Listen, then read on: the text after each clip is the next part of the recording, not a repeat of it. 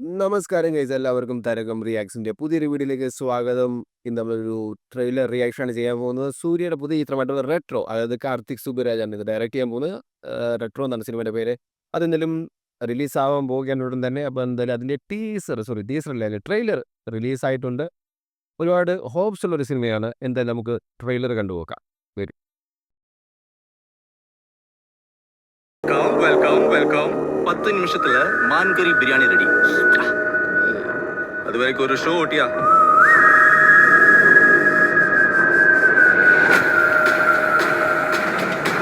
ജയറാം ജയറാം ജയറാം ജയറാം വേറെ ലുക്കിലാണ് പുള്ളി.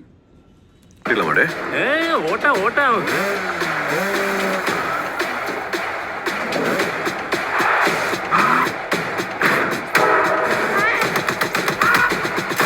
கொடுக்கிற போதை இருக்கு.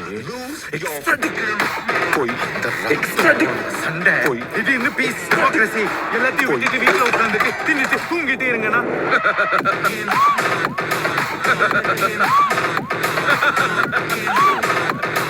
சிரிச்சிட்ட നമ്മുടെ അണ്ണൻ எதுவுமே சரியாவலே.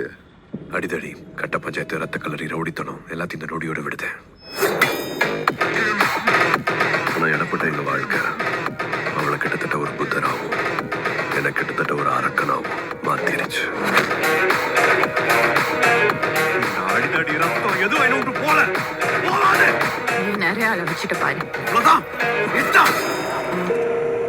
எப்போ வருவான் எப்போ வருவான்? சிறப்பான தரமான சம்பவம் இனி பார்ப்பீங்கடா. மனுஷன் எல்லாரும் பரிசையும் பிடிச்சிட்டான். இன்னும் என்னென்ன ஆட்டம் ஆட போறானோ. நாளை ஊரே கைவிட்டு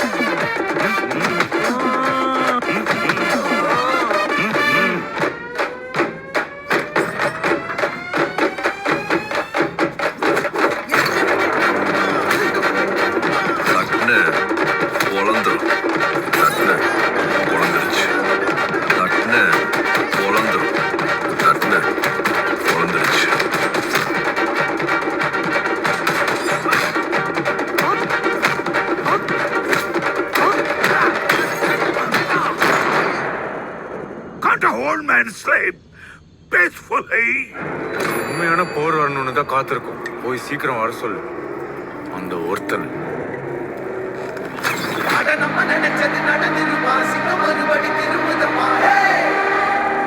அன்பும் அவனே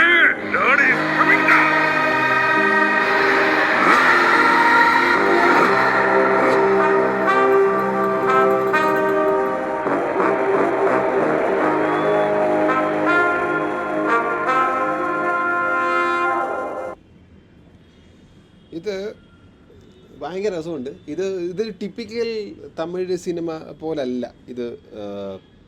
ഈവൻ എൻ്റെ ട്രെയിലറിൻ്റെ എഡിറ്റ് ആണെങ്കിലും സിനിമ ആണെങ്കിലും എന്നാണ് എൻ്റെ ഒരു പ്രതീക്ഷ. കാരണം കാർത്തിക് സുബുരാജാണ് ചെയ്യുന്നത്. പുള്ളിക്ക് എപ്പോഴും ഫിലിം മേക്കിങ്ങിനോട് ഭയങ്കര എന്താ പറയുക, ഒരു ക്ലാസിക് വേയിലൊക്കെയാണ് സിനിമ ചെയ്യാൻ താല്പര്യപ്പെടുന്ന ഒരു മനുഷ്യനാണ്. പുള്ളിയുടെ പല സിനിമകൾക്കും ഹോളിവുഡ് ഇൻഫ്ലുവൻസുകൾ ഉണ്ടാവാറുണ്ട്.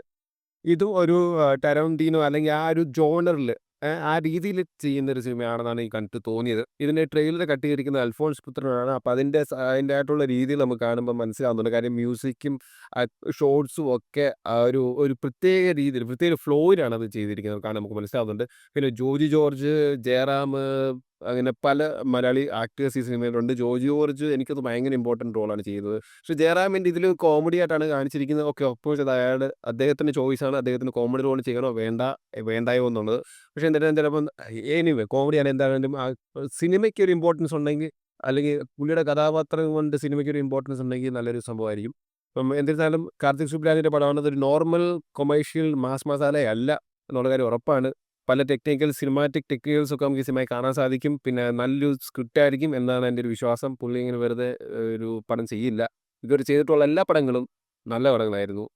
ഒന്നോ രണ്ടോ എനിക്കൊന്ന് ജഗമേതന്ത്രം മാത്രമാണെന്ന് തോന്നുന്നു അത്ര എക്സ്പെക്ട് ചെയ്ത് അത്ര രീതി വരാണ്ട് പോയത്. ബാക്കി എല്ലാ സിനിമകളും, ഈവൻ ജഗമേതന്ത്രം നല്ല സിനിമ തന്നെയാണ്. ബാക്കി എല്ലാ പടങ്ങളും പുള്ളി ഏറ്റവും മികച്ച് നിൽക്കുന്ന സിനിമയാണ്. അപ്പോൾ എന്തായാലും ഒരുപാട് പ്രതീക്ഷയുണ്ട്. സൂര്യൻ്റെ ഒരു തിരിച്ചു വരവ്, തിയേറ്ററിലേക്ക് തിരിച്ചു വരുമായിരിക്കും ഈ സിനിമ. ഓക്കെ ഗൈസ്, കൂടുതൽ ഫിലിം റിയാക്ഷൻസും സിനിമ റിയാക്ഷൻസും എന്തെങ്കിലുമൊക്കെ റിയാക്ഷൻസ് ഉണ്ടെങ്കിൽ വരുന്നതായിരിക്കും. അപ്പോഴത്തേക്കും എല്ലാവരും ബൈ, നന്ദി, നമസ്കാരം.